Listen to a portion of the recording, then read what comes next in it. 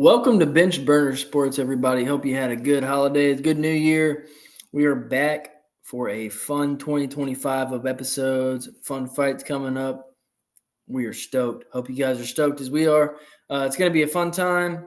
We are going to enjoy spending it with you. So we'll just get started with this episode. This episode is our predictions for the champions at the end of the year of 2025. It's going to be a fun one. We did the same episode in 2024. I don't know about the rest of them, but I was hilariously wrong. So we'll see. We'll see. I think we both got like one or two. I'm pretty sure. I got Islam right, and that's about it. I think maybe the same for me. You know what? Shit happens. I guess we will just go ahead and get started. Again, we appreciate everybody for hopping in to this episode. You can get us on YouTube at Bench Burner Sports, TikTok at Bench Burner Sports, no spaces, I believe, right? Yep. Instagram, Twitter, we're there. Bench_burner on Twitter. What's our Instagram? Bench Burner Sports. Bench Burner Sports on Instagram, no spaces.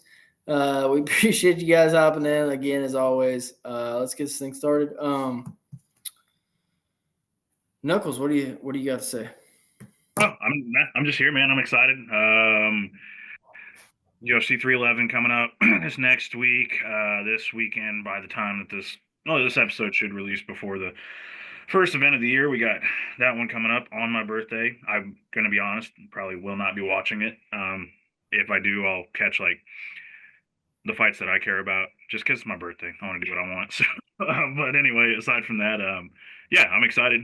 I'm excited for this year in combat sports, man. I've got a good feeling that this year is going to like be huge, especially because the TV deal is coming up at the end of the year, and I think that's going to play a massive part about how this year plays out. So I'm super excited. How about you, Matt? Squared, how you doing, man? I'm doing good. I'm excited to do this. I wasn't part of the team last year for this, so this will be my first one. If I was part of the team last year, I would have gotten 100% right because I'm just good like that. I would also like to unveil quite possibly the best Christmas gift ever. You can already see it. Shout out to Mama Squared. She actually requested a shout out on the podcast, so here it is. Mom, thank you for this. Bang. Oh yeah. We had to turn the brightness on it down a little bit to because computer cameras, it was just like a glowing orb. But it's pretty dope. Check this out. Fire mode. Bam. I do like that. I like how the lines and stuff on the side. It's sick. Now I got to figure out how the fuck to go back to what we were doing. You have to click it a bunch of times. I figured that out. So that's without the white in it. I kind of fuck with that. I do like that. Kind of like that without the white in it. Hell yeah. Boys, we are in this shit. It's good to be here again. No did episode towards the end of December, but hey, January 2025. This is our year, baby. This is our year. Let's go. Big things coming. All right. I guess we can just start off. Do we want to start off? I guess we can start off with the women's bantamweight and go down, I guess. I was thinking like in ascending. So like start at strawweight up and then start at men's flyweight and go up from there. You know what I mean? And yeah, I mean, that's fine. We can do that. That's cool. That's what I was thinking. Mine out on my notes. So. Okay. Strawweight, I think that's not nice. I think Weili's probably going to be the champion still. I don't really have much to cook on it. I mean, I just think she's proven to be steps above pretty much everybody in the class. I picked Yan Xiaonan last year. I think she, could she improve and make it happen? Maybe. I picked her based off of her striking ability, but she seems to be getting taken down and held there a lot these days. So I don't know. I do like Yan Xiaonan, but I just think Weili, I don't think she's going anywhere. Knuckles, what do you think? Same, yeah. Weili's my pick for this one. Her first fight coming up in February is again for the first title defense in fucking forever. Weird that she only fought one time last year. And with her activity being so low, I see her probably fighting twice this year at most, and she's going to defend both times. I think she's going to beat Tatiana. I think Tatiana's getting a little old. I don't have faith she'll even make it to the fight. And I've just seen limits in her game that I think that Whaley can expose. And then I think after that she'll probably fight Verna. Verna will probably fight somebody, probably beat him, and then she'll fight Verna and she'll defend the belt twice. I was debating on deciding if she was going to try to jump up and fight for the 125 title, but that division has so many different contenders right now. I don't think that'll happen. Maybe next Whaley? year. Huh? Whaley? Yeah, I was sitting there because that her my She's prediction. too small, man. I don't know if No, she'll that's- ever even that try to too. do it. She's never mentioned it. I don't know. There's rumors. I can't remember who I had heard saying Hell, I could be wrong. I've been wrong a lot of times. I just don't ever see her trying to do that. She's just too small. right. Yeah, I agree. Because again, like if we saw Aaron Blanchfield against Manon Fiorot, and I thought Aaron looked pretty small, and I thought also Rose looked pretty small. Can you imagine Whaley? She would look fucking tiny if she fought like Manon, or like Valentina's a pretty average size flyweight. And I still think she would look really small against Valentina. So, yeah, I'm gonna go Whaley 125. She's gonna defend it twice. Once against Tatiana, once against Verna, or whoever Verna fights, and either wins or loses to, or whatever. So, yeah, and I think she's gonna do it in pretty dominant fashion. I think it's gonna look fairly easy. Squared, what about you, man? What's your pick? Yeah, I'm going with y'all. 3 for 3, Whaley. I just don't see how anyone stops her. She fights like a damn bullet. I love Tatiana Suarez. Anyone who got a finish on the Nashville card and made it almost not even close, but semi worth the money we spent. The three of us all spent money to go to that event. So I show a lot of respect to the people that got finishes on that card. But she has not fought since, which kind of blew my mind when I found that out. I could have sworn she'd fought at least once or twice since. I think she's had some booked fights since, but Booked against Verna, yeah, but yeah. But she is just way too inactive. And Whaley is just not the person you want to bring a lack of condition to. I think Whaley might even make light work of her, and I hate to say that because I do like Tatiana a lot. But yeah, Whaley will keep the belt throughout 2025. I don't really know who's up after that, but I just don't see anybody getting in her way. So whoever it is, they're doomed as well. Yeah, and also tailing off what Knuckles said, as much as I love her, if Verna Jandiroba gets the belt, that division is going to get absolutely zero views for the next. Yeah. She's actually like multiple years. Again, because I listen to too many podcasts and I watch too much MMA shit. She's actually really interesting, but again, she seems fine.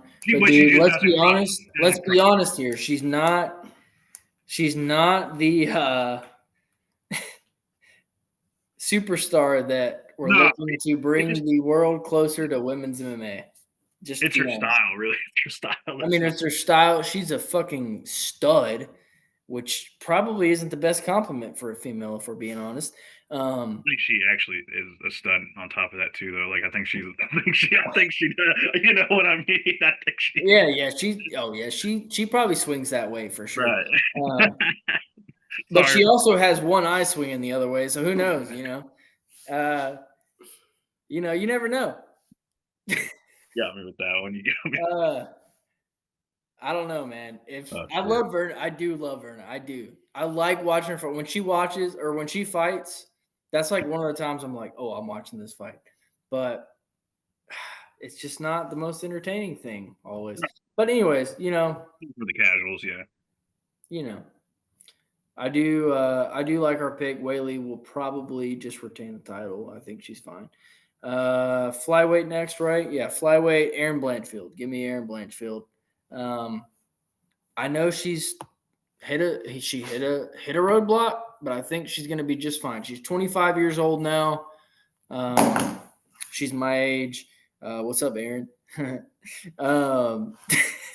Speaking of people who swing the other way, didn't know this, but she also swings the other way. So good luck with that, buddy. Hey, I've heard that. Hey, dude. I've heard that. Come Never on, seen bro. anything confirmed. Supposedly she has a girlfriend. That's all I'm saying. That's what Brendan Fitzgerald. I've also heard that. Never seen anything like hinting at that being true. Brendan Fitzgerald, man, blame Fitzy. Don't blame me. Fitzy said Listen, Listen, I can get you back to this side, I promise. I thought he said the good side for a second. I was like, yeah, okay. No, I can get you back to this side, Aaron. Come on. All the Holler women at your boy. But I think Aaron Blanchfield's going to be the champion at the end of 2025. I know I said that last year, but she was also like 20, 23, 24. You know, she's grown up. She's an adult now. And I think she's going to just I mean, she was amazing at her age, as young as she was. I would imagine that she's just progressed even more to this point.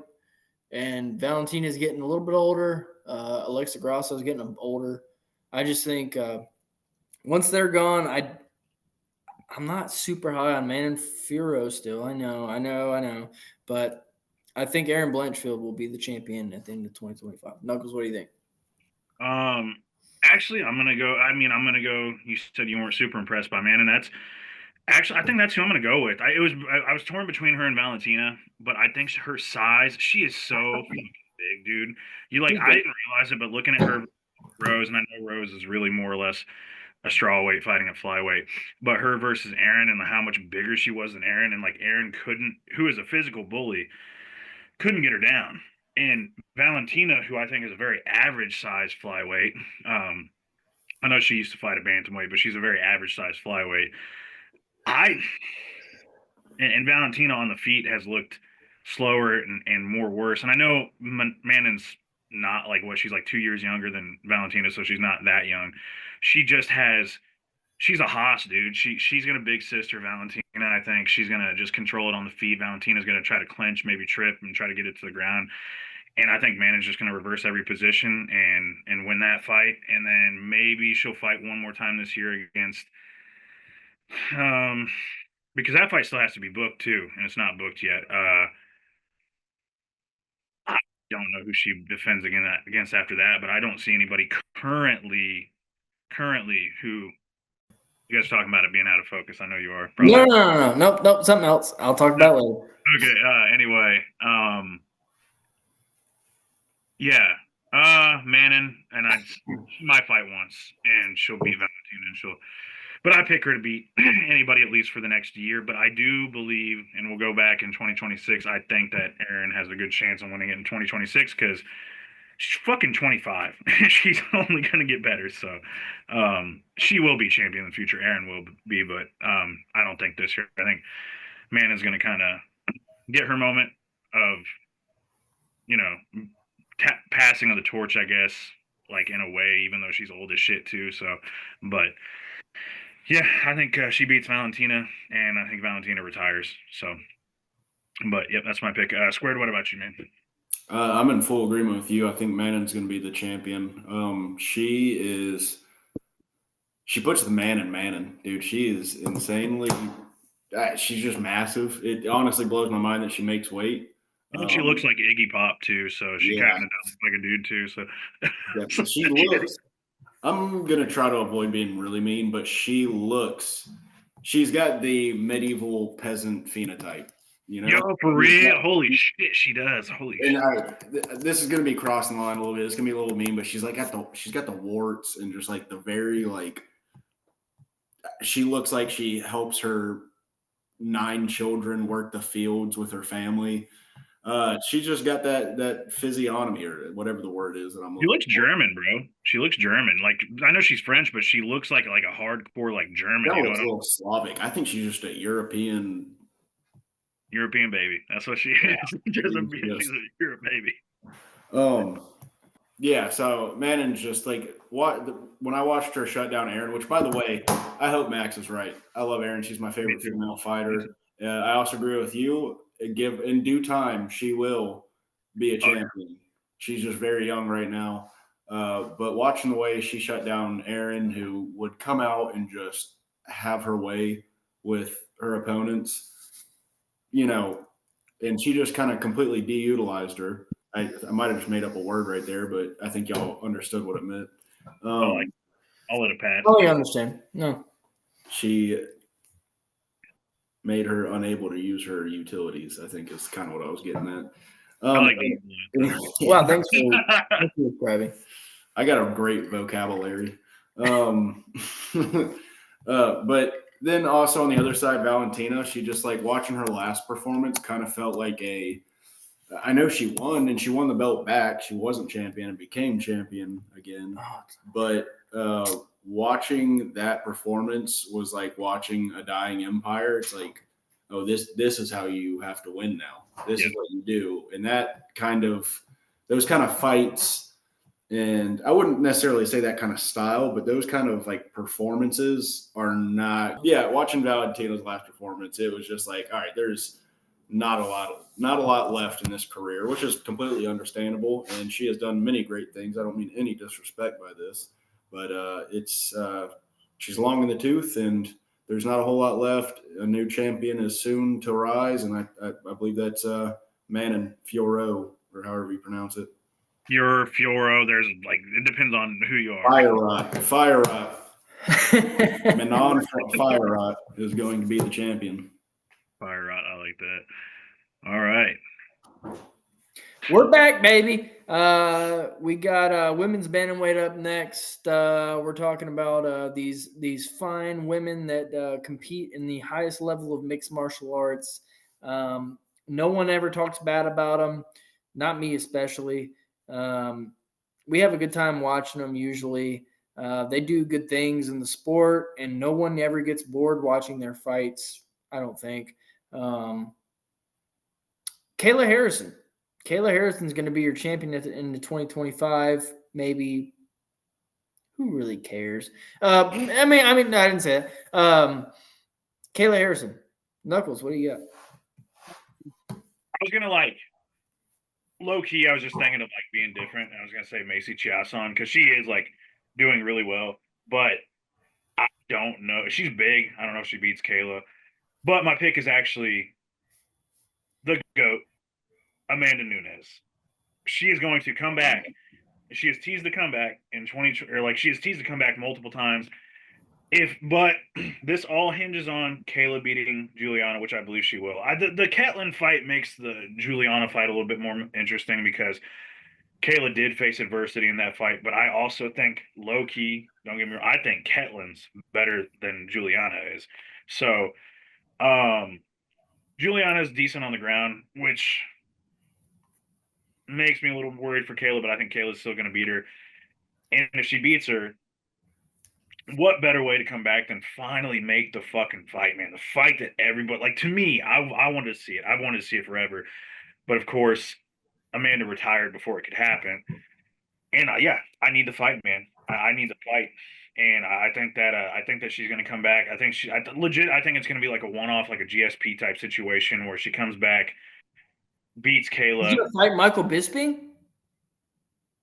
Huh? You said it was a one-off GSP thing. She's gonna fight Michael Bisping. Anyway, as I was saying before this motherfucker, son of a bitch. Anyway, what, dude? You said it was the same thing. My bad. I didn't. A one-off, like a one-time. She's gonna come back. My bad. I misread. I misinterpreted. Jesus. Anyway, one time, and if she does fight again, she'll defend it against Juliana just to beat the shit out of her, and because obviously Juliana has been begging for that fight, literally on her hands and knees. In her way, she's saying, "Oh, Kayla, you're Amanda's scared." No, my interpretation is it's Juliana is "I want money, please fight me because I'll get more money if I fight you." And Amanda might bless her with that, but she's also going to just beat the absolute dog shit out of her. So, Amanda Nunes in the year as champion, or if she beats Kayla and vacates, we could have no champion. So but I think Amanda will be the champion in 2025. That's my curveball probably out of all the picks. But anyway, Squared, what's your pick, man? I appreciate that curveball because I hadn't really thought about that, and I do know she had been teasing it, but that didn't really cross my mind. But I went with Kayla because she's a bulldozer. We like you said, she faced some adversity against Ketlin. I think a lot of that's because that's one of the rare times, maybe the only time. I'm trying to think about how Pacheco sized against her, but one of the few times we've seen her not just be twice her opponent's size. But her next fight's going to be against Juliana, and I think that she ragdolls Juliana. Listen, a lot of people strongly dislike Juliana, and I understand that. Sometimes I hear her say things, and I'm like, please, like, stop. But I also don't think she's as bad as people say. Okay, she is. She is actually. Oh my God. She's the Colby Covington of the, No, of she the sucks. division for real. She is though, like low key Colby in the bantamweight division. She's just the worst. Maybe I'm just really good at ignoring women, so I don't I don't hear what she says as much. But I've like pretty much the only times I ever hear her talk is when she goes on like Helwani's show.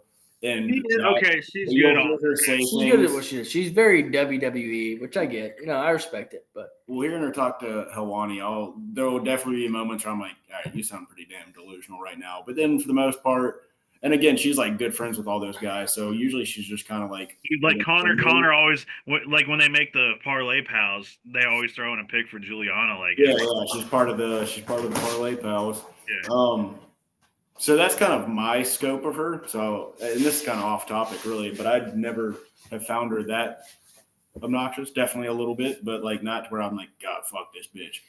But all this to say, Kayla whoops the dog shit out of her, and she will be the champion going into 2026. Agreed.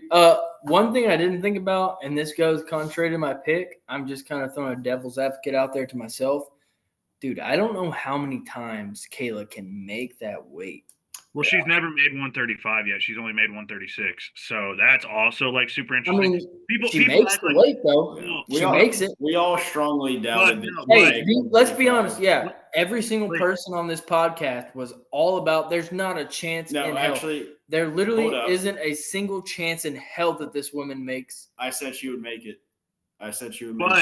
But the thing is, Knuckles literally said I would. To the scale. Knuckles, that was his pick for the. Knuckles said that Lord of the Rings would be real before that, but though what I'm saying though is to make it to the championship fight, she has to weigh 135. She's never made 135. She's only made 136. So like, and that extra pound. Ask Charles Oliveira, Matt. She'll make it. She'll make it. Yeah. She'll make it. The same faith it's I had in her making 136, where I was like, you know what, she's gonna find a way. She wouldn't put herself in this position. If she makes 136, she's gonna make 135. But my concern is not that. My concern, it is, but it'll happen. My concern is how long. My concern is what is the longevity of her being able to do that? Because dude, she is a fucking jacked woman. Like, she is a jacked woman. What drugs can the athletes take to make them lose weight besides like meth and crack and stuff? Ozempic, I'm assuming Ozempic. I fucked up. Cooper's picks up to this point. Oh yeah. His strawweight pick was Wei Li, which we pretty much all agreed on. His flyweight pick was Fierro, so you guys are on the same boat with him. And his bantamweight was, and I quote, "Who the fuck cares?" parentheses Kayla Harrison. So, yeah, let's go. I will make sure I give his picks at the end of our spiel every time. Sorry, Coop. No, that's all good. Coop's cooking. Yeah, love it. No, I mean he had some fine picks there. Yeah, man. I mean, I don't know. I think let's start talking about the dude. Men. I do like. Let's start talking about men. I want to talk about men. The champion right now is Alejandro Pantoja. Picking a little bit with my heart here. I'm not gonna lie to you, but I think Kai Kara-France is the champion at the end of 2025. I think he's improved. I think he showed a lot of levels in his last fight. Give him the belt. Give him the belt. I think it's gonna happen. Knuckles, what do you think? Man, I picked against Pantoja like literally every time he's fought. I'm pretty sure like every time he's fought.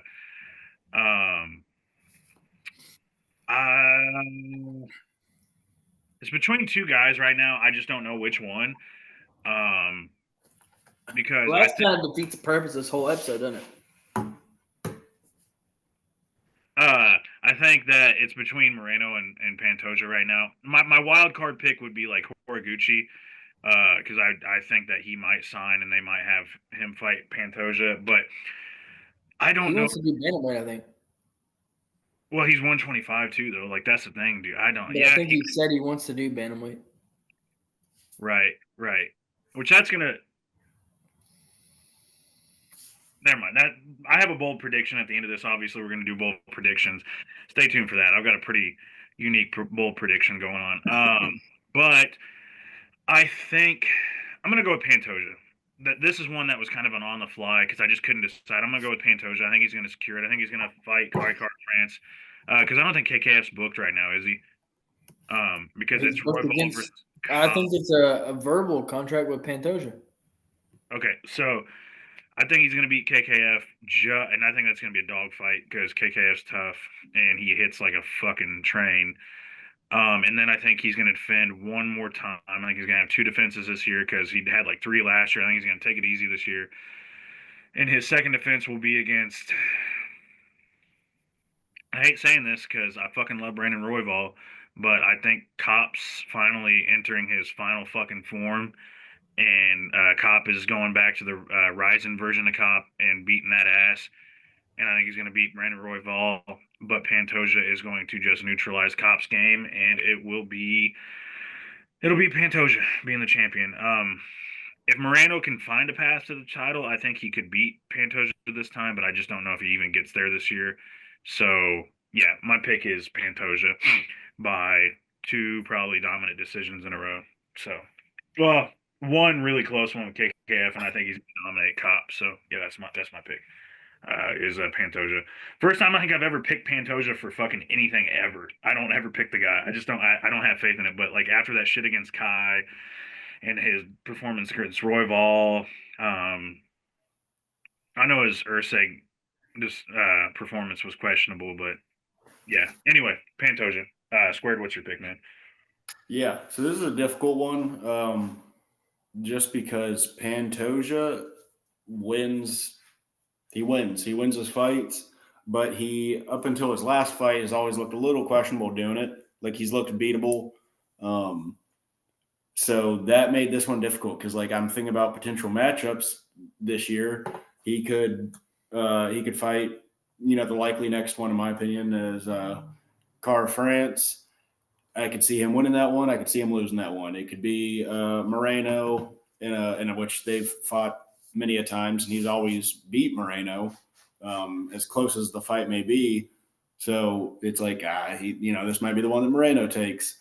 So just kind of going off that, just like being like unable to like be really confident against him because he always wins, but being unconfident for him, I'm just going to stick with him. I'm just going to kind of ride that one out. I think that, so far he's yet to fail as champion. So I'm just going to assume that he keeps doing that. Maybe some sketchy decisions in 2025 versus whoever he faces up against.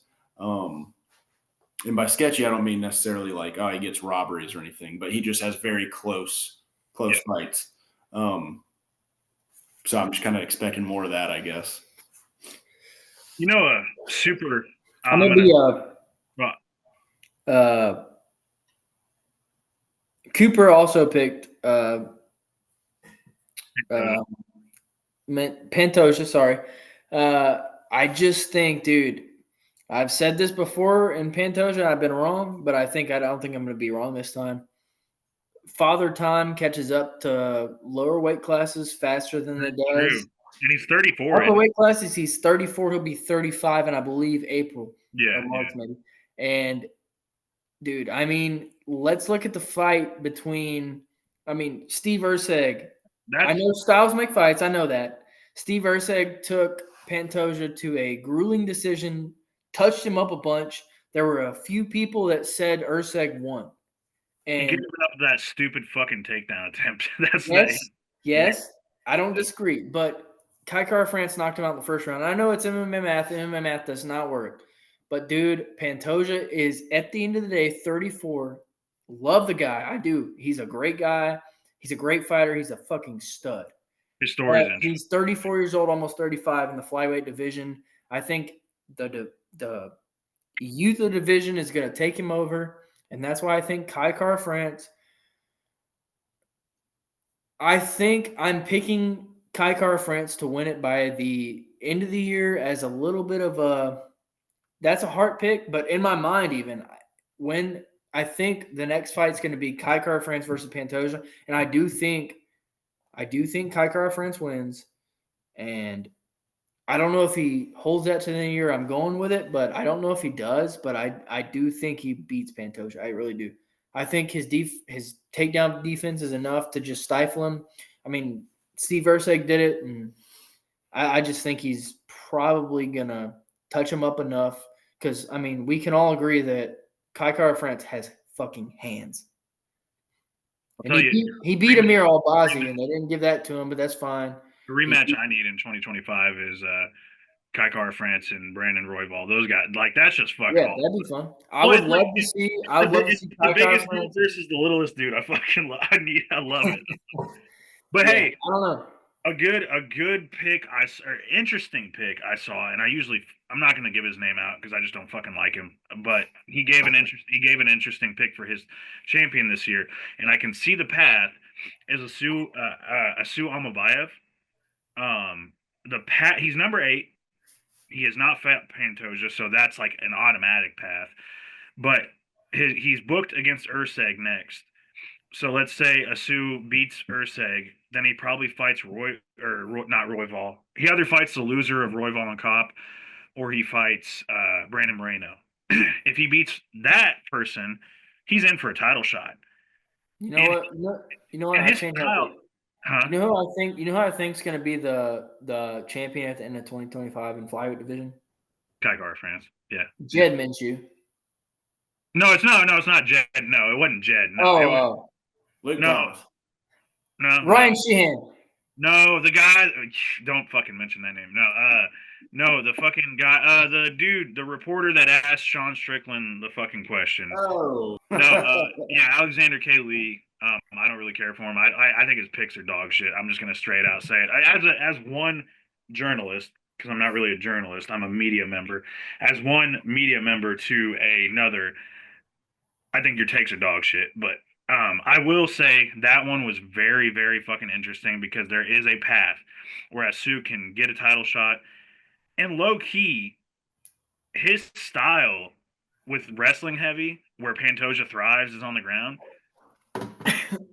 It's not out of the realm of possibility. Yeah, Asu Amabayev 2025 champ. Fuck, dude, I'm there for it. I'm just there. I love chaos. So shout out Alexander Kaley. I hate you most time, but that one time you didn't do too bad. So let's go on to bantamweight before I say some shit that gets us like really canceled.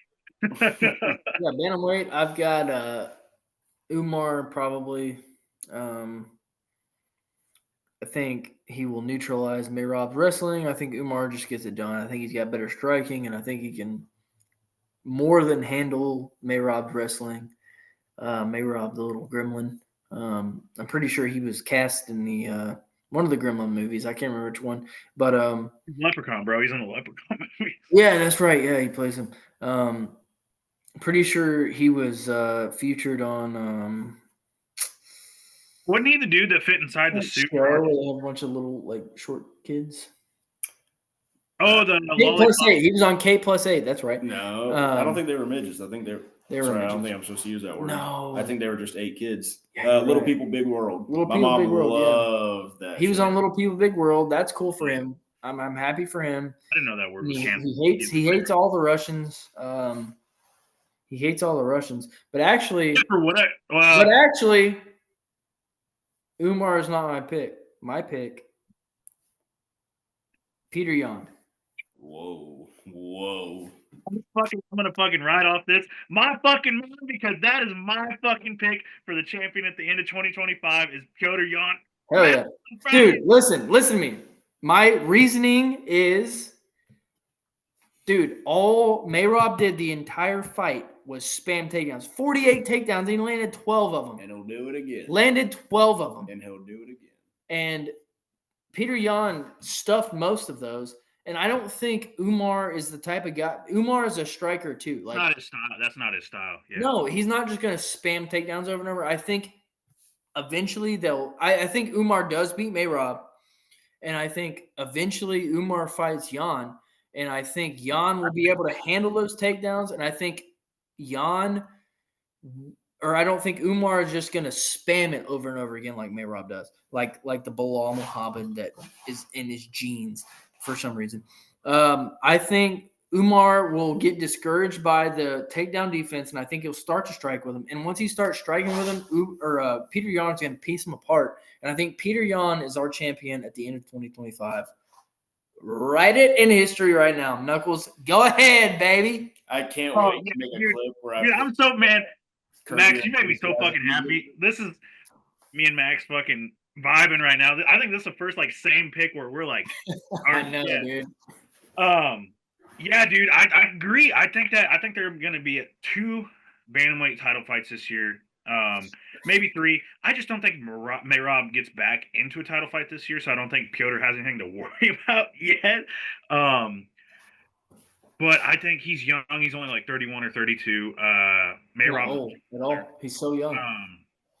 Umar's already like 30, so he's in that same age range.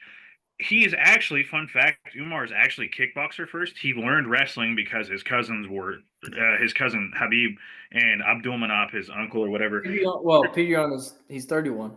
Okay, so yeah, Abdulmanap is like brought. No, Peter Yan's 31. I know, but what I'm saying is Abdulmanap brought Umar into grappling. He was a kickboxer first. He was a kickboxer first, much like oh fuck no, he's about to be 32, but that's okay. But anyway, my whole point is that Umar likes to get comfortable with his striking. I think sometimes his wrestling is good. I don't think it is on the level of his cousin or even his friend Islam. I don't even know if it's on his brother's level. Usman's got really good wrestling. I think Umar has the best chance of becoming the most complete version of all of those guys. I just don't think his wrestling is. I think Islam already has become the complete version. Well, Islam's the best, and I think Islam will go down as the best. But when it comes to like having the most complete tool set, I think Umar has the chance to have the most complete tool set. But what I'm saying is, I think Umar is gonna win the first 2 rounds against. Okay, so Umar's gonna beat Mayrob. I just like Mayrob can take him down. But if you watch the Corey Sandhagen fight or like any fight, his ability to reverse position is so insane. He's gonna reverse every fucking takedown. Not for you, Knuckles. It's for Matt. Oh, you're good. Yeah, he's gonna reverse every. Anyway, I gotta fast forward this. He's gonna reverse every position that Mayrob tries to get him in. He's gonna beat him. I think it's gonna be a decision. I hope it's a finish because I can't fucking stand Dvalishvili lately. And yeah, Piotr's gonna when him and Umar fight, Piotr's gonna build and build and build because Umar's not gonna finish him. And basically what's gonna happen is by the 4th round, Umar's gonna wish he is like not fucking there. And I think Piotr Yan knocks him out in the 4th or 5th round. So yeah, my pick is Piotr Yan, champion 2025. Bookmark it. I also think he beats Sean O'Malley this year. I think the next fight that he fights is Sean O'Malley, and I think he actually fucking finishes Sean O'Malley this time and secures the fucking W. Boom. It's my pick. My guy. We're agreeing on something, damn it. All right. Bookmark this in history. Square's going to come in and be like, you guys are fucking stupid. It's Umar. Yeah. You know what? I'm going to go take a shot in celebration. You're good. Yeah, do it, dude. I want to hear Square's pick. Oh, shit. What you got? For what? Yeah, fuck it. I'm not going to try to do that. But top prospect, Cody Steele. This is from Alex Buchanan. I think I pronounced his last name correct. I've never actually heard it pronounced. But that's always how I've said it in my head. Buchanan. Alex, huh? Buchanan? Buchanan? Buchanan. All right, Alex Honeybun. Top prospect Cody Steele will make his UFC debut against Rong Zhu, the guy who got his eye all swollen up by Padilla at UFC 312. So that'll be fun. Yeah. But he's gonna kill him. But yeah. But back on track. Yes, the 2 y'all are stupid as hell. That's rude. It's the truth. Truth hurts. That's rude. Pretty sure Lizzo made a song about that. But yeah, I wouldn't. You won't find me shocked and surprised if Umar Can you not fucking slam your glass against glass while we're recording? You a were just podcast? talking real shit to me, so I can do whatever I want. You did it while Knuckles was talking earlier. I almost slapped you for it. Interrupting my handsome boy like I that. swear to God, I'm gonna backhand you across the face. Just finish your fucking point. Okay. We're agreeing. Me and Knuckles are agreeing. So Yeah, and you interrupted Moment. with the glass slam. Knuckles, can I smack him? Do I I'm have not. permission? Hit the port, yeah. Not hitting shit. So I wouldn't be surprised if Umar won, but I'm not even picking Umar to beat Merab, to be honest with you. I don't think he's ready. He's shown that he's close to it. He put up a good performance against Sandhagen, and I do think Umar will inevitably be champion. I just don't think he's ready for this task. Y'all are crazy for thinking that Piotr Jan is ever going to be champion again. I get that he's on a little bit of a streak right now, but we've seen his best days already. I've seen him get cheated a couple times. He is so, but legit though, he is so good. Like I don't know. He's so good. He defended. What's 48 minus 12? Somebody, real quick, math. 48 minus 12 is 36. He defended 36 takedowns against Merab, dude. Jesus, I didn't like that. He also got held against I the don't fence care. for 25 minutes. Okay. He had no way to stop it. Yeah, that's Merab. Neither did any of the other best prospects. Yeah. that have been with And You that's guys what I'm keep saying. arguing. Y'all are I gotta go crazy pee for really thinking bad. he beats I gotta go Merab. pee. Y'all are crazy for thinking I he didn't say beats we Umar. didn't. No, me and him didn't say he'd beat Merab. Go pee. I'll be back. He's not beating Umar either. I think he would beat Umar. Mm. I do. Y'all just said that Umar is a better wrestler than Merab. I think he's a better matchup against Merab, but MMA math, dude. Matchups makes fight. I think But a better wrestler. Merab will commit You said better wrestler. That's not even MMA Yes, math. yeah. A better wrestler is going to take down or No, at least be time able out. to Can we hold him time out? against the fence Can we time out? for 25 minutes. No, that's not Umar's style. Merab just goes balls to the wall, takedown no matter what. He will just hold you against fence no matter what. If Umar's takedowns are not working, We have he is one that will back up and try to strike with you, and that's why we said that Peter Yan would knock him out. we have 6 more divisions to do. Just a reminder. Yeah. I know. All right, my pick. This fucker eating up all my time. So wait, so was your pick Merab? Yes. He just calls us idiots and then Yeah. calls me a fucking asshole. Time will tell. Time will show eating that up you're his an time. Idiot for thinking that Knuckles, he just Jan's called gonna us be idiots. champion. Let's hold that. Let's bookmark this. Go ahead. Make my day. I mean, I just don't tend to. Make my day, you fucking idiot. Come on, dude. What are you fucking quoting movies now? That's what that was. Yes. Make Oh, my dirty day. Make my day. Trying I'm to do gonna this slam his head through this glass table. He doesn't think that I'll beat him up again. I already beat you up on the last pod, and I was fucking. I'm pretty hammered. sure I submitted you on that podcast. No, you didn't. No, you didn't. You dumbass. Okay, but I had you never even come close to ever submitting me in the many times we fought. Can we just shake hands and just? I do love this guy, but damn it, I'm gonna kill him someday. Yeah, me too. Me too. I love him so much. Like it's like he's my brother But brothers fight. that I want to fucking murder. You know, sometimes. Y'all crack me up. Dang. All right, featherweight. Here It's we like go. I swear to God, we need to get DNA tests because I think he's my blood brother and I want to kill him. We God, I were, wanna we were in the kill him. womb together, and I took all the nutrients. That's why. That's why he hates me, Dude, I want to slam his face into a wall. Like 90%. Sometimes I'm like, dude, I love you, man.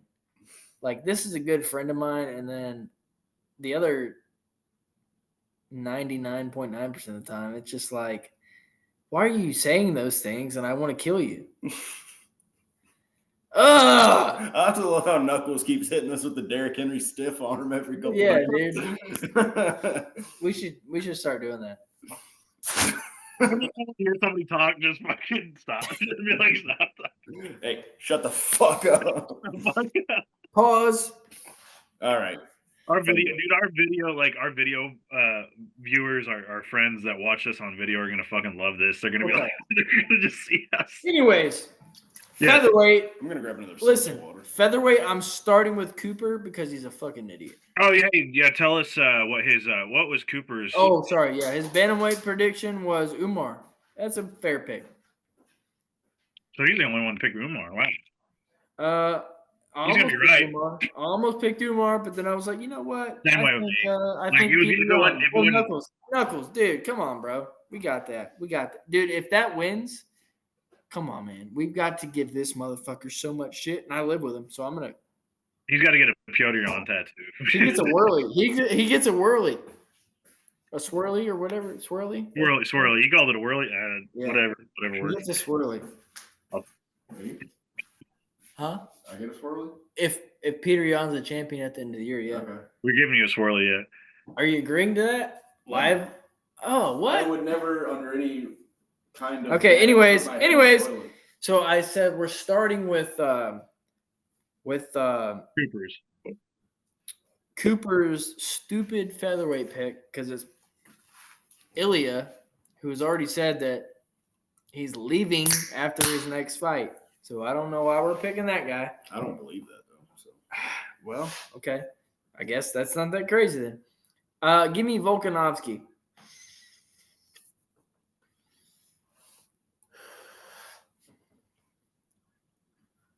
Give me Alex. Okay. And I know that's an emotional pick probably, and I'm okay with that. I'm not mad at it. Like How about this? If Ilya leaves the division, it's Alex. If he doesn't, it's Ilya. But Ilya has explicitly said he's leaving, and goddamn, your farts stink.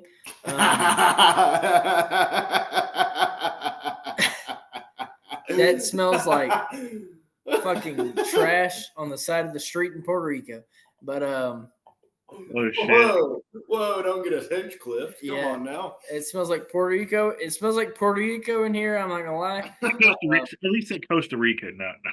It smells like Puerto Rico in here. But yeah, if Ilya Topuria leaves the division, it's Volkanovski. Can I just say? If Ilya Topuria does not leave division, it is Topuria.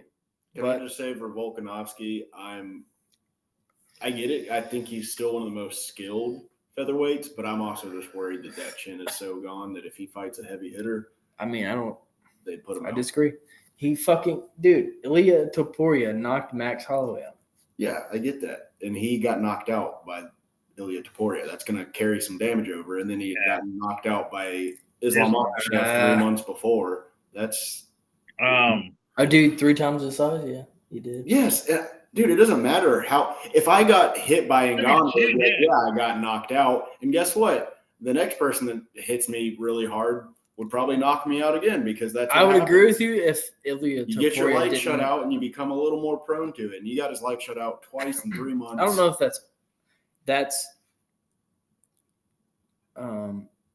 that's the pattern, but I think Volk is the exception. I mean, It hasn't proven to be. Yeah, he hasn't fought since. Yeah, I know. So why are you saying? Because I think Max he's Holloway got knocked out by the same guy who has Yes, it's never not been about knocked who out ever. knocked you out. The only thing about Ilya was the one who knocked him out is that he got knocked out by Ilya, a heavy hitter. That's a lot of damage he took from that knockout. I don't think it's a lot of damage. He just got knocked out. That's a lot of damage. Getting knocked out is a lot of damage. Speaking of, my pick is Ilya Topuria. That's my pick. And even if Ilya leaves the division, which he's not going to, because I think he's just trying to get more money. I don't think even if he does leave the division, my pick wouldn't be Alex. It would be probably Diego Lopez or Movsar. Probably actually Diego. Because I think that I tend to agree with Squared. I think that I'm glad that Volk is taking the time off because it has shown in some cases time off does help your chin, especially like almost a year. But I'm just like still like I don't know. Anyway, my pick, it doesn't matter. That's all conjecture and hearsay, whatever. My pick is still Ilya at the end of the year. I think he's going to win. I guess. What? Yeah, it's Ilya. Squared, what's your pick, man? I don't know what the fuck this guy's doing. My wanna pick see- is Ilya. What You talking about Harper? was that, her? I thought it was your fart. Oh no, yeah, that was Harper. Well, Harper's you line stunk is- up the room like 10 minutes ago, so excuse Yeah. me for. Hey, was I supposed to hold it in for the rest of my life? Get out of here. The amount of judgment he gives me for when I fart in this house. It's because your farts are pathetic. No one wants to hear it. You know, if you're gonna let it rip, I want to hear thunder. Bring the thunder and the lightning. Jesus Christ, Max, you fucking drunk. You, Mine- That is so mine mean. sounds your, like your fucking- stepfather drunk right now. mine sounds like two fat guys clapping their bellies together. Just fucking. Okay. I'm not trying to get off topic, but I was gonna make a reference. But anyways, Ilya Taporia will be the champion. No one's beaten that dude at 145 for a while. I say that being a massive Diego Lopez fan and hoping that he would beat Ilya, but I don't see it. I don't see anyone. I don't want to say anyone coming near that dude because, like, you know, he was. I've said this before. He was losing to Alex until he wasn't, and it's not like Alex was just like dog walking him, but he was losing. Like, you know, as far as numbers go, he was a little behind the front step. I think I just made up a term. I made up a word first, then I just made up a term. What is it? Behind the front something? Front foot? Behind the foot? I don't know. Y'all know what I'm trying to say. And then Max has had plenty of good moments against Ilya, but those are the two best featherweights right there, Alex and Max. Aside from Ilya, those are the two best featherweights by a long shot. So if it's not those two guys, I don't see anyone really coming close. I could see maybe Diego like having a moment because Diego's a wild buck and he hits hard and he's got some great jiu-jitsu. So you could have moments, but no one's beating Ilya. Can I say somebody who I think would bring an interesting fight to him? He's not going to fight him because he's too far away from a title shot, in my opinion. But his style, because of what it is, would be super interesting. Is Yair. Rangy kickboxing and unpredictability would be like super interesting because the only time every time that Ilya's faced, even in his pre-UFC shit, the only time he's faced adversity is against somebody who can defend takedowns and is very rangy and has unpredictability. Like Jai Herbert knocked him down with just an out of nowhere head kick. That is Yair's literally in his entire game. So I don't think Yair would win, but God, I would be super interested in that because I think like it wouldn't be out of this world that Yair could just throw some like crazy fucking spinning shit out of nowhere and knock Ilya out because Ilya's shown he like everybody acts like he fucking blew the doors off of Max, that he blew the doors off of Volk. Both those guys were kind of like low key in ways winning the fight until they weren't. And again, Ilya did what he did and had to win it, and won it. But like he didn't come out unscathed. Both fights he had like cuts and like bruises and shit on it. Like he gets hit. He gets hit. So I think find somebody who either matches his power, which Max at featherweight does not match his power. Volk at featherweight does not match his power. Volk's not a power hitter. Neither is Max. Yair with some spinning wild shit. Yeah. I mean, obviously he fought Josh Emmett and he neutralized everything Josh Emmett does, but Josh Emmett is a B-level type. When it comes to like top of the division, he's like B-level. Very slow, predictable. Unless you're fighting Bryce Mitchell. But like somebody like Yair, somebody like Diego, somebody like I mean even Arnold Allen, that would be interesting. I think he'd probably knock Arnold Allen silly, but still faster and stronger than most of the people Ilya's fought. I'm just saying like these are super interesting fights. I'm really interested to see how Ilya's chin holds up in the future. I do think he's going to hold the title for like. I don't think he's going to fight in welterweight again or featherweight again. God damn it! I don't think he'll ever fight there. Actually, I don't think he's going to fight in featherweight again. But we'll see. We'll see. Fuck, maybe he does fight. Can I just say I'm glad no one picked Evloev. Oh yeah, fuck that guy. I don't think Evloev has the rest. Like the argument would be can his wrestling beat Ilias, I don't think his wrestling can, because again, like Aljo, almost, some people's opinion, beat him. I don't think he won, but I think Aljo came pretty close. Diego, who is mostly a Brazilian jiu-jitsu practitioner, almost beat him with wrestling. Like Malzar is just not like. Anyway, let's. I've been cooking too long. I'm fucking wasting our time. Let's move on to lightweight. I mean, the next one is lightweight. I think we're probably going to be unanimous here. I would hope it's Islam. Michael Chandler. No, okay. I mean, it's Islam. Knuckles, do you have an? It's Islam. I think he only fights at lightweight once this year. And I'll say why momentarily. Oh, you're gonna, yeah. I think he's going up. That's fine. Yeah, I think it's Islam. I just don't see a world where anybody else just can do anything. I mean, it is what it is. It's Islam. Matt? Where? Also, Knuckles, did you not make your pick? No, I said Islam. Yeah. Oh, sorry. Yeah, Islam. I mean, that dude's unbelievable. Can you see this guy trying to undermine me? Like, oh, Knuckles, did you even make your pick? Yeah, he did. I don't think you heard me. I don't think you heard me. But no. Let me set the vibe right. He said it. He's unbelievable. Question: is Islam the best lightweight of all time? Not yet. Not yet. But he's telling it to he's me. On his way. I mean, he's pretty close. You know, he's tied for the record. If he beats Arman, he sets the record for lightweight title defenses. He's close, but also two of those were against fucking Volkanovski. So okay, that's a good point. That's like half his size. So let's be honest. Yeah, wait, actually, like looking at his he's beat a featherweight twice, and then he beat Dustin Poirier. Damn, now I'm questioning his fucking. Yeah, I mean, dude. He beat Dustin Poirier, former featherweight.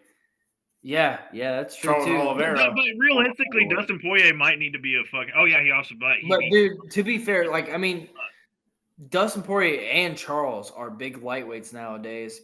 But yes.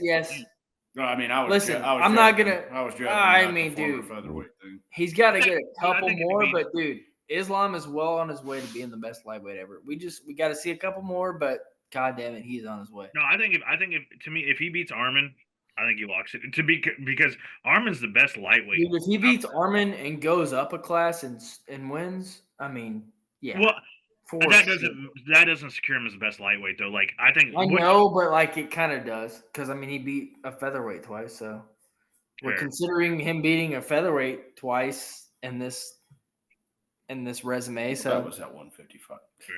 Yes, but all right. Let's not turn this. What's Coop's pick? What's Coop's pick? Islam. Is that? I don't think there's much argument. Wait, is that the bench burner lock of the year? I mean, dude, yeah, but that's probably the unanimous MMA. But lock of the year gets a little bit more leeway than lock of the week because it's a fucking year. It's a whole year. Yeah, but that one's let's keep going and see what we can come up with. Arman could go out next week and fucking just blow the doors off of him, and then we'd all be.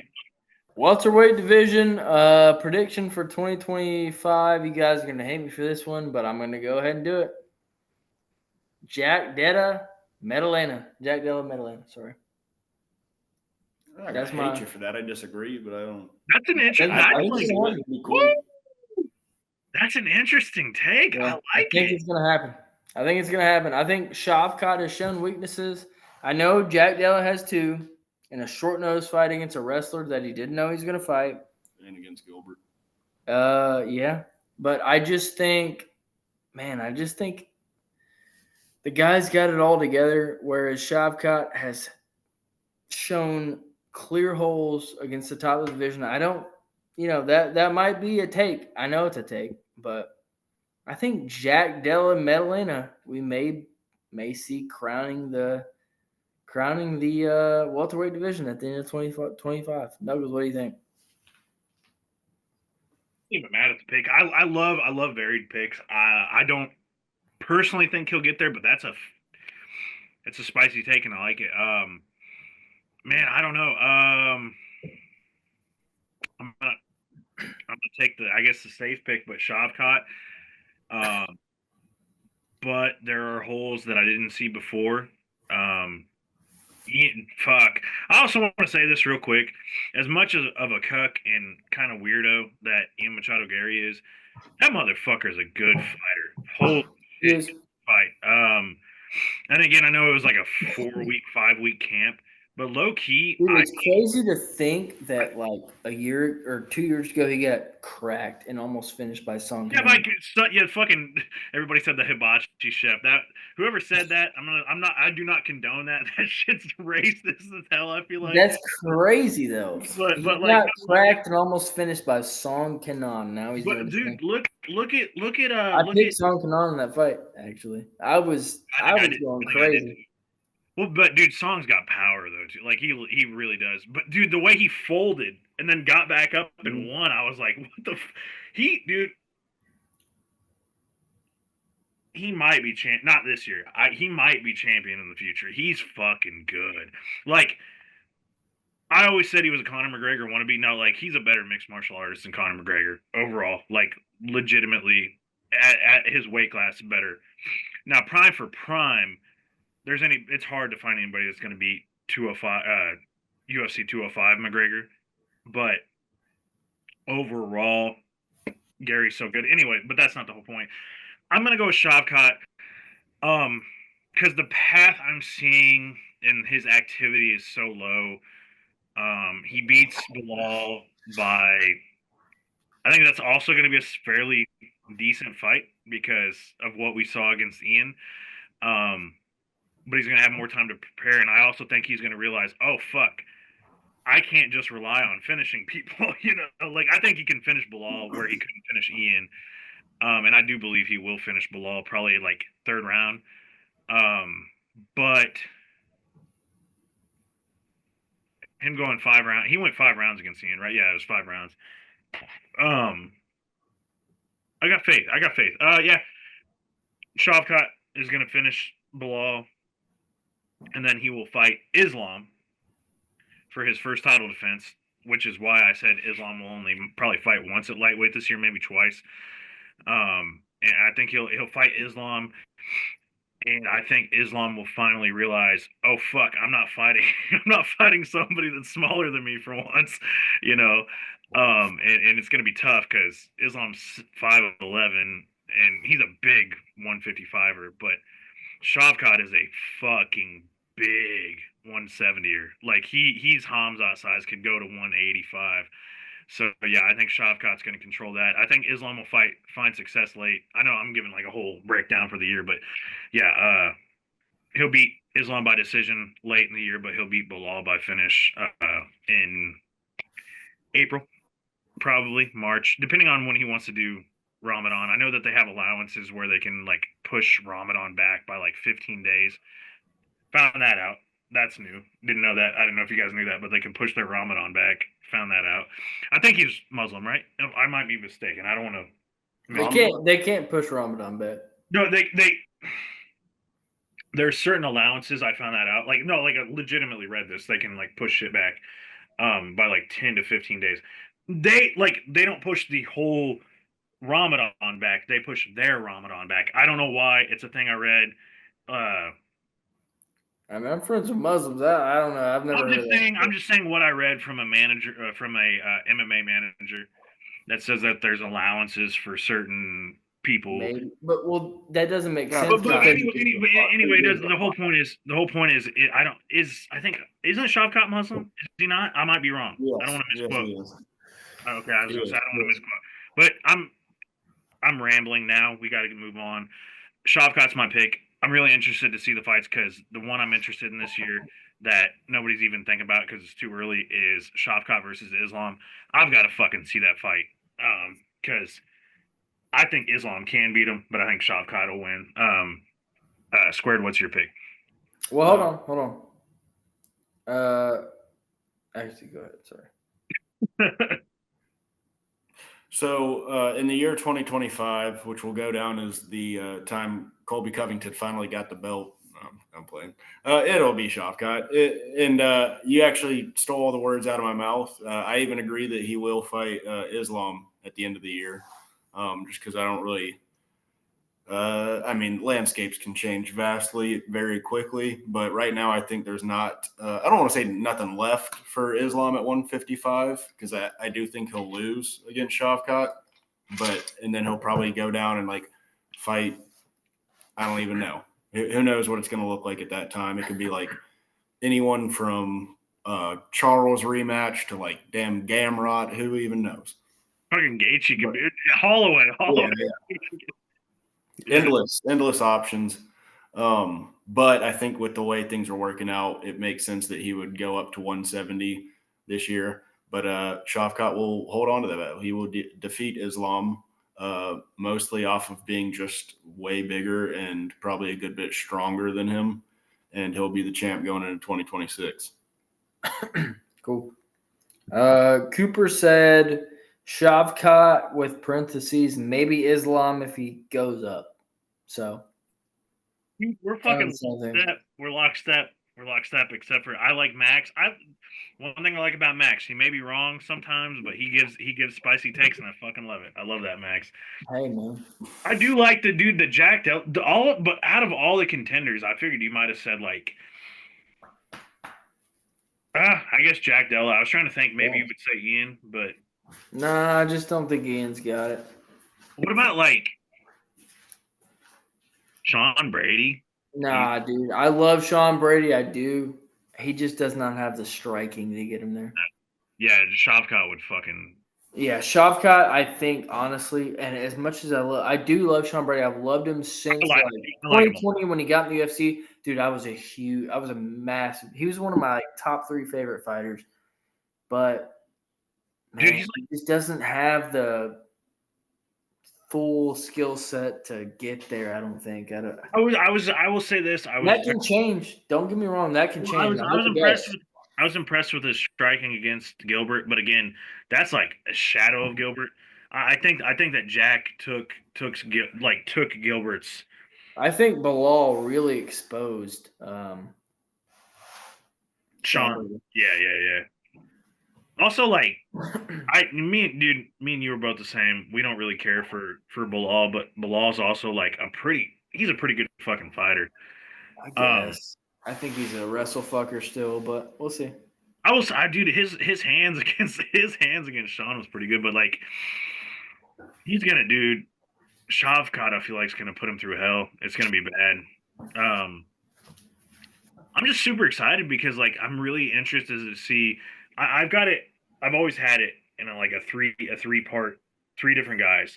It's always been Jack Della, Sean Brady, and Ian Machado Gary. Like those 3, I've always been interested out of those 3 to see who does the best. And like, I think Ian's the best out of them all. But super interested to see what Jack Della and Sean does. But anyway, we gotta talk about some 85. Middleweight. Yeah, middleweight. I'm gonna go Sean Strickland. Whoa, okay, that's not what I expected. Oh no, sorry, no, Khamzat Chimaev. Sorry. I was like, the fuck? Yeah, Khamzat Chimaev is gonna be the middleweight champion for as long as he wants. Unfortunately, it's gonna be boring. I mean, maybe it won't be sometimes. He actually does keep it interesting occasionally, but it's gonna be Khamzat. It's gonna be Khamzat. He always keeps it interesting. Name a boring Khamzat fight. No, he's always good. That was not a boring fight. I guess not. I guess you're right. Yeah, Khamzat, middleweight, Khamzat. Are we all of the agreements here? No. Go ahead. Okay. Knuckles? It was going to be Khamzat, but Dricus du Plessis is going to be the champion because of let's see, he's going to beat Sean in February. As much as a lot of people don't like Sean, I've been saying for years I like Sean's style. Everybody's like, oh, he's jab heavy. He stays on the feet and he's very defensively sound, and I love his tactics and he's very good. I think DDP is going to find the style. Like DDP beat him the first time barely. I think I scored it for DDP, but like fucking just edged it out. I could have scored it for Sean. I think this time he's going to do more to find it. I think he's going to rely on ground game a lot more. Obviously, like his ground game is very solid.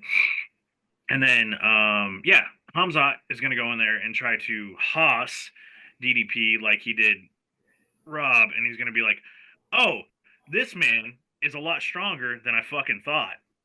Because DDP's not Rob. Rob is an okay wrestler. DDP is a pretty fucking solid wrestler. And DDP is going to defend takedowns. Hamzat's going to get tired quick because that's what he does. And unless he does what he did against Gilbert and stops trying to wrestle, but I don't see that happening. And I think he's going to blow his load in the first round. And then DDP is just going to fucking DDP is going to beat that fucking ass. And I could even see a third title defense against whoever this year. Yeah, DDP is going to be the champion at the end of the year. I just think that for whatever reason, I don't like him personally. I think he's kind of I'm going to be honest. He's an asshole. I respect it, but he's an asshole, and I just don't care for it. But I respect it because he's beating everybody. So like, what are you gonna? I think that he beats Sean in February, beats Hamzat in. If Hamzat can actually make it to the U.S., he'll beat him in June or July, and then he will fight one more time in probably October or November, and will be either Imavov or Baralho, and he will beat. And I think that fight's going to be the fight to watch. Is the late year fight. But yeah, he's going to beat Sean and Hamzat, and yeah, DDP is my champion. I was gonna pick Kaio to be different because of the Fighting Nerds. Shout out Fighting Nerds, but nah, I just don't. Right now. I don't see him doing it. What you think? Yeah, I'm going with DDP just because I don't ever want to bet against him again. What's going to happen is he's going to beat Sean, even though I might even be rooting for Sean in that fight, to be honest. But he's going to beat Sean. And then he's going to fight Hamzat. And Hamzat is going to, like, break. What's going to happen is Hamzat's going to knock DDP's teeth out from, like, an attempted choke. He's gonna Whitaker him, but then what's gonna happen is DDP's tooth is gonna be lying on the canvas, and then he's gonna escape the submission, and then Hamzat's gonna get up and then step on the tooth and then slip and then fall right into an uppercut, because that's the kind of fucking ridiculous luck that DDP has. Plot armor, right? He's got plot armor like no other. Like, you will watch that man go out and put on the shittiest technique and just like the weirdest performances, and then just come away with a massive W. And you're like, what did I just witness? It's mind-boggling. Yeah, wasn't he losing to Izzy too? Like, he was losing to Izzy before he took him down, right? Yeah, I don't know what the scorecards were. It was a little back and forth, but I do think Izzy was probably getting the better of it. Maybe, I don't know. I'd have to rewatch that one. Right. But yeah, I don't feel comfortable ever picking against that guy because he just finds a way somehow. Hamzat, I wouldn't even be surprised if they didn't even fight this year because, maybe the fight will be booked, and then Hamzat will get, as Dana White would say, violently ill. And that fight will just happen some other time, or maybe never at all, because it's the fight game. So yeah, I think DDP is the champion going into 2026. Cool. Light heavyweight. Pereira, I would think, is unanimous across the board. I got Pereira. Anybody else got any objections to that? I think Ankalaev could beat him, but I just don't expect Ankalaev to do the right things to beat him, and I think Alex might even knock him out. It's kind of honestly probably Alex's only way of beating him is knocking him out. Dude, maybe not. I'll say this. I'm a lot of my picks are honestly because I have the same fucking thought process as the man. Mike Heck made his championship predictions this past Sunday. I'm pretty lockstep in a lot of, like, I think the things I said. I might have had like one different pick than him, but everything he said, I feel pretty confident it's going to happen. I think that Alex does not. I don't think his next fight's at lightweight. I think Alex's next fight is going to be heavyweight. I think so. Here's my prediction. Alex's next fight is going to be against Tom Aspinall. I think Alex's next fight. Phil just shot all over the place. I'm sorry. Oh, you're good. I think Alex's next fight will be Tom Aspinall, and I think that when he loses, when he loses to Tom, which I think he will lose to Tom. Yeah. Anyways, so light heavyweight, it's going to be Alex Pereira for sure. I don't really see any other path to victory. I mean, I do see paths to victory. You can make arguments, but dude, Alex Pereira is just a man among boys in that division, I think, and I just don't see anyone beating him. Knuckles. This is going to be a two fight at light heavyweight year from Alex Pereira, and I do believe he will be champion. Man, he's getting up there, but fuck, dude, it's like crazy. Somebody said it, and it does remind me. Somebody said it on Twitter, and it reminds me of. It reminded me of Randy Couture. Yeah, super fan. McGregor Rousey super fan said that. Have we seen anybody have a get better at this age? Because he's like 37. The only people I can think of is like Randy Couture, maybe like one or two others that are so late in their career but are like getting so much better. Also, he didn't start MMA until he was 35 or whatever, or like he didn't really get good at MMA until he was 35. But anyway, my prediction is Alex Pereira will be the light heavyweight champion. I think here's my prediction. He will fight Tom Aspinall next. That is my prediction. And the winner of that fight will fight John Jones. I think they're going to fight in March because I believe they will go to the T-Mobile Arena in March. Alex will fight him for, I guess, interim defense again, I suppose. Basically, what I think it's going to be is that John Jones is going to be like, look, I want fucking money. I want to fight Alex Pereira. And they're like, look, we'll pay you Alex Pereira money. But we want, like, it's going to be some setup. They're going to have some setup. I have faith in this. Mike Heck put it out best. Shout out Mike Heck, fucking awesome journalist. Love the guy. He thinks that John Jones is going to fight Alex Pereira next. I think that John Jones is going to fight the winner of Pereira and Aspinall next. But I think that, anyway, my whole point is I think that Aspinall and Pereira will fight in March-ish because obviously Ramadan, Ankalaev can't fight. Who else makes sense? He's not fighting Olberg yet. I think he will fight Magomed in August because he's going to lose to Tom Aspinall by sub, not knockout. Aspinall has already said what he's going to do, and he will do it. Even if Pereira defends takedowns, it's going to be the same outcome. He's going to get subbed, and then he's going to fight Magomed in like August, and then he'll fight Olberg or whoever Olberg, maybe like Khalil again, Olberg or Khalil again, or maybe even Jamal, which he won't because Jamal is going to get knocked the fuck out by Yuri. Okay. That's crazy. Okay, give him my sneak peek of my 311 pick. Sorry, I'm trying to say you're wrong. You can preface it by saying you're wrong. Okay, I'm trying to set timelines up. Let's say he does fight Jamal this year. It doesn't matter. He's going to knock Jamal the fuck out too. Like, Yuri's not going to fight him again, and even if Yuri loses to Jamal, he's going to fight Jamal again. He's going to knock him the fuck out. It doesn't matter. This is all conjecture.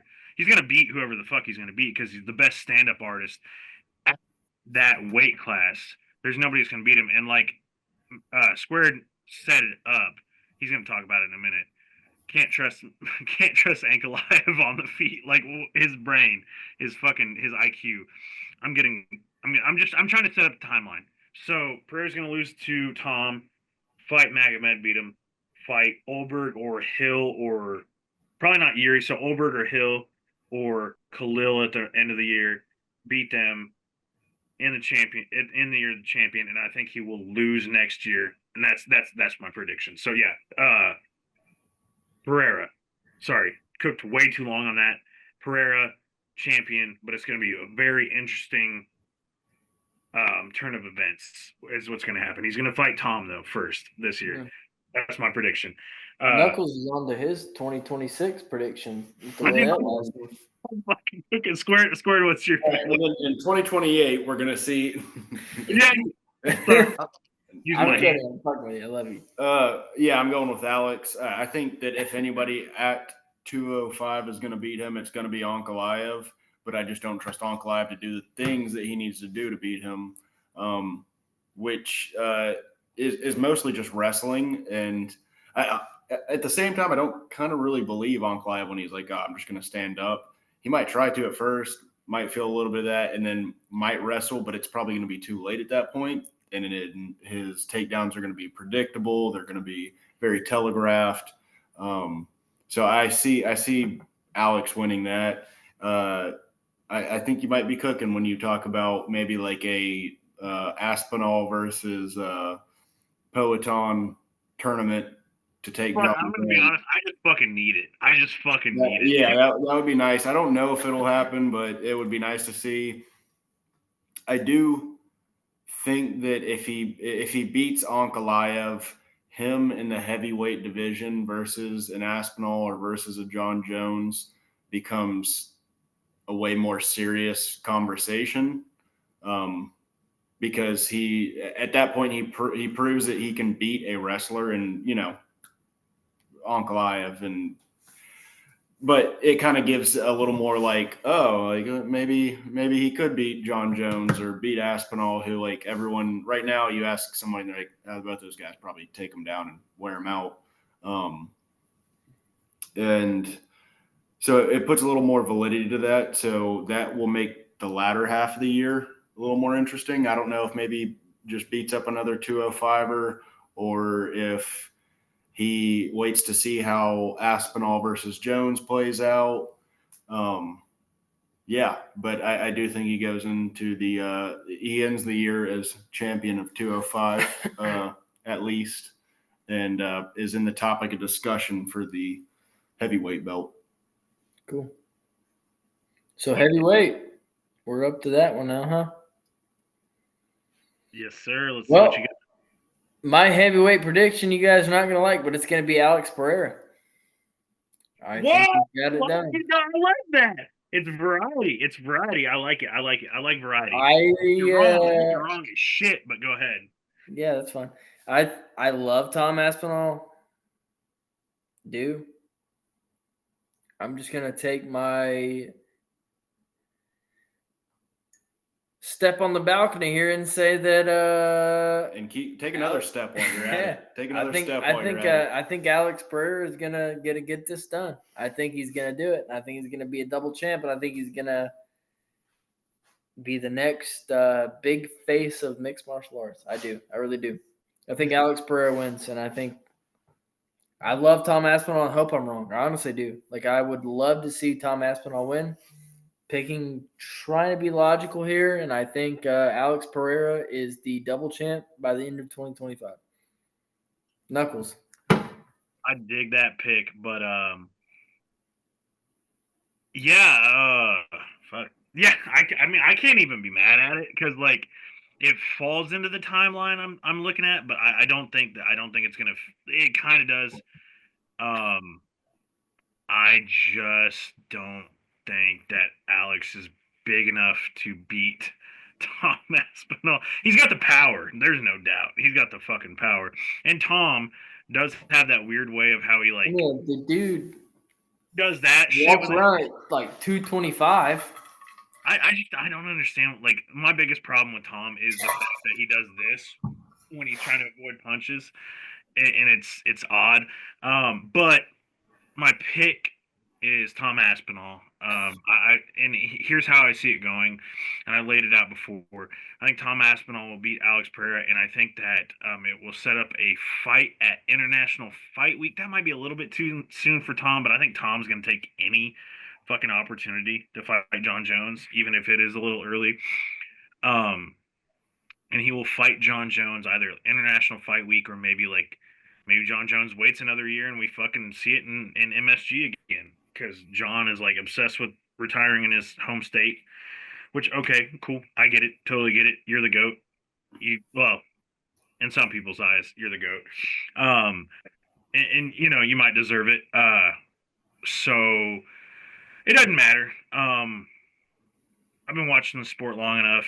And everybody's like, "Oh, John Jones, he's not going to lose. Like he's never been knocked down. He's this, that." Tom Aspinall is the equivalent of like 4 evolutions of heavyweight and light heavyweight that John has seen. We saw John Jones struggle against Dominic Reyes. Obviously, he beat a 40 fucking thousand-year-old Stipe Miocic. Tom Aspinall. Stipe Miocic had success in that fight. I think that's what people forget. Like, dude, he was tagging him at points, but tagged him a few times. What it was John was quick. I will say this: John looked pretty quick for being 30. What 30? He did, but dude, he also got tagged by. Yes, dude, Max, you're fucking cooking. Yes, and that's the thing. Tom Aspinall is Dominic Reyes on fucking steroids. So basically, my pick is Tom Aspinall might be the first heavyweight champion to fight 3 times in a year. I think he'll beat Pereira. I think he will beat Jones, and I think he might fight a 3rd time, and he might beat probably Pereira again. No, I think he'll fight bitch ass Ciryl Gane. Okay. Why do you gotta lean into I'm just kidding. I actually like Gane. I like Gane. You just hate his coach, so you hate him. Yeah, I was gonna say he's gonna fight bitch ass Fernand Lopez's bitch ass Fernand Lopez. The hate you have for Ciryl Gane just because you don't like his coach will never escape me. Dude, Ciryl Gane's funny as shit. I like Ciryl Gane. I hate Fernand Lopez with a passion. Anyway, my prediction is, Tom Aspinall champion. I'm cooking again. You guys are letting me talk too long. You guys got to be like, shut the fuck up. Anyway, Tom Aspinall champion. Shut the fuck up. No, I'm kidding. Shut the fuck up. Tom Aspinall champion. Squared, what's your pick, buddy? My pick is Aspinall. I think regardless of if the Jones fight happens or not, if it doesn't happen, I think that John's probably going to be kind of a little forced out of the belt, and not even forced out of the fight game. I think even John's hinted at being like, I'll vacate the heavyweight belt and fight. He will. Yeah. He will. So that could be the case, or they could make the fight that needs to happen, which is Aspinall versus Jones, and I believe Aspinall wins that fight. So I think he ends the year as champion, and then kind of going back on my my light heavyweight pick. We could be potentially looking at him versus Pereira for his first defense, maybe at the end of the year, maybe at 2026. I don't know. It depends. There's a lot that needs to shake out in that division, starting with John Jones. Are you going to fight Aspinall or not, and then win? So that's my pick for that division. Do you think everything you just said, and I think it ends with Pereira? Pereira knockout. And I could see it. That left hand is quick as fuck, and the way that Tom does this shit, I could see. I don't think Tom's going to be backing up against him though. Man, I don't think. You know what Tom's going to do? Tom's going to do this. He's going to fucking scoop, and he's going to tackle him like a fucking middle linebacker. He's going to pick the legs up and drop him on his neck. I think he catches a knee on the way. No. That's the thing is he's going to expect a knee. And he'll just fucking either he's gonna single leg or he's just gonna scoop double. I just don't see it. That's the thing. My question is two of the top 3 of my favorite fighters in the UFC right now are literally Alex Pereira and Tom Aspinall. So I would be happy, no matter where that fight goes. I would just be happy to be there. I just don't think that Pereira is going to be capable of enacting his specific style on Tom Aspinall. Dude, he's too long. He fights too long. like when he is successful, he fights way too long, and when you I fight long, you because talking about? well, look at Volkov. Volkov fights long, and when you fight long against somebody like Aspinall, he takes advantage of it. He got Volkov down, and Yes, but dude, I just think that we're forgetting how well versed Volkov is. Not a well versed. I mean, he's a kickboxer, but he's not can I Alex say Pereira. something? Can I say something crazy? Go ahead and say something crazy. I would pick Volkov against Pereira at heavyweight. Okay, that's insane. That's actually insane.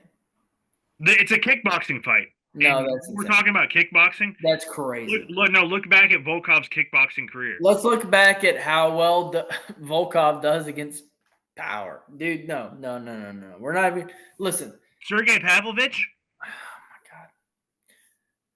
god. What was that? Do you What was think that? Volkov would beat Pereira in a? Wait. in Sergey MMA? Pavlovich. Wait. Who won that fight?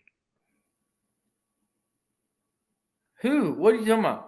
Sergey Pavlovich versus Volkov. Yes, Who won? Alexander Volkov, but dude, Sergey Pavlovich is nowhere near the technical. Come on, dude. Come on. Timeout. You said how he does against Power, though, and that's how he did against Okay, that's fair. I did say that, but let's talk about how good Alexander Volkov does against the top of the tier of the division every time he fights him. He beat Gone. He didn't in the scorecards. He beat him, though. Everyone knows. No, dude. Max, be real. He beat him. Max, be real. He fucking. I'm not going to say that because I didn't watch the fight, but No, he lost him the first time. So invalid opinions coming out of this face right now. Lost him the first time, and every single time Volkov has fought. You know why? You know why I would say Volkov would beat him? Because Volkov would just take him down. Probably take him down like low. No, he wouldn't. Volkov would get his ass. No, that's what he did. That's what he did against Pat. That's what he did against Gone. He just took him down. And Oh, Gone, Gone, you mean? Gone is more tech. No, he beat Gone, but You realize that Gone is way more Alex technical. Pereira has been training with Glover. Oh my god! I'm not. Let's move on to our bold predictions. That just made me spaz out. I'm done with this conversation. I'm done with this conversation. All I'm gonna say is we'll see. Good. We'll see. Let's Alex go into Pereira our bold predictions. We probably won't see, but yeah. Alex Pereira is gonna make you guys look like fools. Let's go on to our bold predictions for the year. You guys got one? I got one. Oh yeah, I guess. Yep. I don't think mine's actually. My bold prediction is Alex Pereira's double champ by the end of the year. I like it. That's a good bold prediction. You got one, Squared. What's yours? I want to hear yours. Mine's not. So I had one that was. I don't even remember what it was, but it kind of. I think as I was like talking, I was like, I'm already contradicting my bold thing. This isn't really a bold take. It's all about the business side, and it's actually a very legitimate thing that's been talked about over the past couple weeks or months. I hope I'm not about to steal your pick. You're looking. So go ahead. I think the UFC is going to sign with Netflix. It sounded like a bad idea after the Tyson Paul thing with all the glitching, but they did NFL, some NFL games on Christmas. And then they did that WWE thing the other night. Flawless. Yeah, I didn't watch that, but I watched the NFL ones, and they carried through very well. I think they just had to learn from a couple mistakes, and I think that's what the UFC was probably wanting to see, was them being like, "Can y'all hold a fucking stream together, please?" And they can now. So UFC on Netflix, and I think that'll be huge for the UFC. I think that'll be huge for Netflix. It'll be Netflix finally giving me a damn reason to pay the price I do. Except the price will probably fucking go up once they sign the UFC. But $22 for a pay-per-view. Yeah, Jesus. But yeah, that's my bold, not that bold prediction. So yes. That was like, it wasn't bold, but that was like my partial prediction. And it's because I'm just going to say we, us as fucking fans, actually low key, our group, we pay a little bit less than what the Netflix subscription is because we pan together. ESPN allows us to do that, but we pan together, and we pay a little bit less. But legitimately though, like, I would just rather fucking pay the fucking Netflix monthly subscription and not worry about, number one, shit crashing all the fucking time, ESPN. That shit crashing all the time, having issues with trying to pay. We've experienced that numerous times. So yes, one of my predictions is Netflix gets sole. I'm saying sole ownership, not ownership, but streaming capabilities. Because people talked about will Contender Series, will Ultimate Fighter, will all that still be on ESPN? No, I think that Netflix is going to find a way to encapsulate all of it. Obviously, like when they do pay-per-views, there's going to be a shit ton of ads. It is what it is. Because it's not going to be pay-per-view anymore. It's going to be that. But that's not my bold prediction. I got to go on because I don't want to cook too long on this. It's gonna be ads for a new Jason Statham movie on Netflix. You know what? I can deal with that. It's better than Yeah. listening to fucking. It's better than listening to somebody talk about going on some anti fucking kidney disease fucking medication 15 times. Good point. Good point. Sorry, I'm just being realistic. But my bold prediction is I think this year, and I'm probably wrong, and when I say bold prediction, and I hope I'm wrong, or not hope I'm wrong, I hope I'm right, but I don't think it'll be right. That's why it's a bold prediction. I think UFC will co-promote with Ryzen. Ooh. Okay. They secured Kai Asakura. They got the TV, the clip rights to all of Sakura's fights. There's a lot of like rumors with people from Ryzen and that shit with UFC, and I think that their style goes back to like the Pride style, right? And the UFC obviously owns Pride rights now. You know, Pride. And I think that I think that the UFC. I never thought I'd say this, but I think the UFC is going to do. They're like they don't need Ryzen, but I think for when it comes to signing a new TV deal, for being interesting, for trying to like promote their brand, they will do something to maybe not co-promote, maybe not do like a joint effort into a card. Put it on Fight Pass. They will promote Ryzen, and I think Ryzen will be one of the second or third biggest promotions this year. I think it's gonna be huge. And that is also ties into what I was talking about with Kyoji Horiguchi coming to the UFC because Kyoji has a contract with them. I think that's more where he's tied into is Ryzen. So yes, Ryzen is going to become a big entity this year, and in some way or another, UFC will co-promote with Ryzen. Because the Kyle Sakura thing like really sealed the deal for me this year for 2024. So sorry. Anyway, I've been talking too long. That's my bold prediction. Also, can't wait for UFC on Netflix in 2026. It's gonna happen. It's gonna happen. Hey man, I don't disagree with any of that. I think we're wrapping this thing up. Again, we appreciate everybody for hopping on as always. Find us on all our socials, man. We appreciate you guys. This was a fun prediction episode. Last year's, I was totally wrong. I don't know about you Knuckles, but we're gonna be I think I got two right. I got two right. So we'll see what happens. Hey, it's gonna be a fun year. We are excited for the year that UFC has presented before us. We start this weekend in UFC Vegas, whatever number it is. Who cares? It's Apex. Mackenzie Dern versus Amanda Ribas. It's going to be a good time. I can't wait. Let's go. Knuckles. Peace out. It's my birthday. Wish me a happy birthday on my socials. Oh, yeah. Absolutely. Happy Yeah, birthday, Knuckles. I'm old as shit. I don't give a fuck. I'm old as shit. Just wish me a happy birthday. That's all I ask. Thank you, guys. January 11th. Let's give this motherfucker a big shout on the tweeter. On the old tweeter, on the fucking, if you follow us on IG, Facebook. Me and Matt will be sitting here snowed in, and we will be wishing you a happy birthday, Knuckles. We love you. Man, I am so glad that I was able to start this thing with you. I love you so much, man. You're like a brother to me.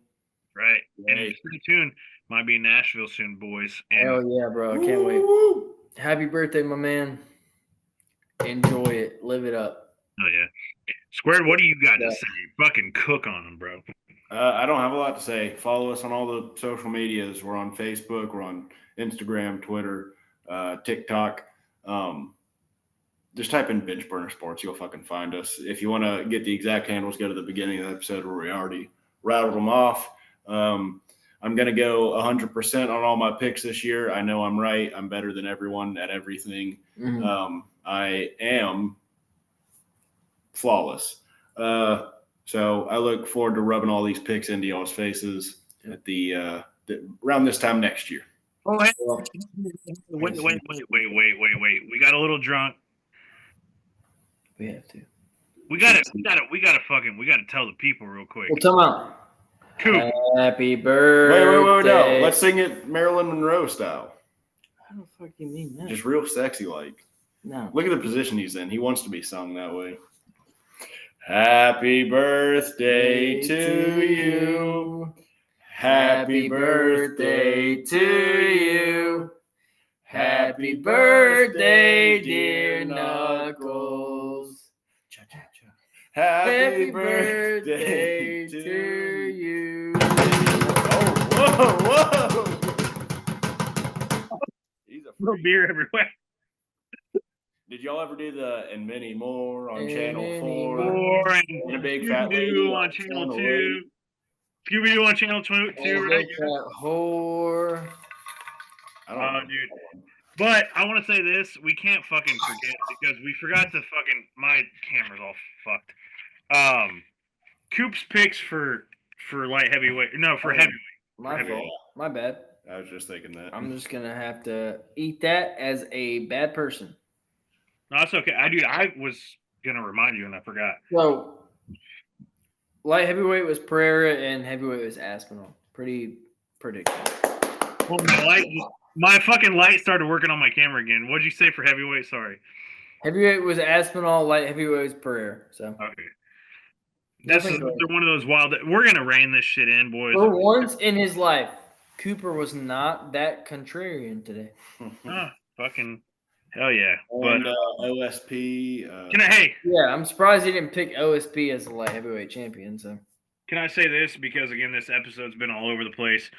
Obviously, beginning of the year, we're gonna log this shit in. One of our longer episodes, so got a little more imbibed into than I meant to.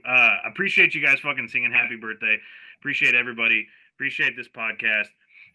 It's one of my favorite things to do. I just like talking about fights with anybody, even if this wasn't on podcast form, but I do appreciate everybody tuning in. I just like talking to my friends about fights. Like, I've been watching this shit for, like, I'm going to be, spoiler alert, I'm going to be 31 years old. So maybe I'm, but I've been watching. Dude. You haven't hit that mark yet. I haven't hit 35. I'm not going downhill yet. I haven't hit 35. But I just love talking about fights, man. So I appreciate everybody. This is gonna be a long one.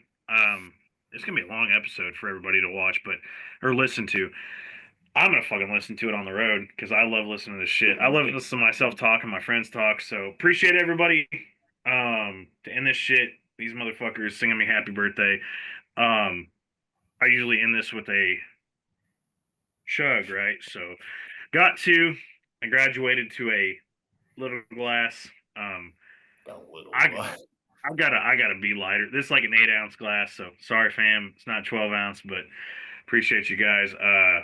Everything they said, thank you for wishing me a happy birthday. My shit's not focusing. Now it's focusing. Appreciate you guys. Cheers. That's probably gonna unfocus it again. Got an empty Waterloo can here. I'll shoot with. Cheers.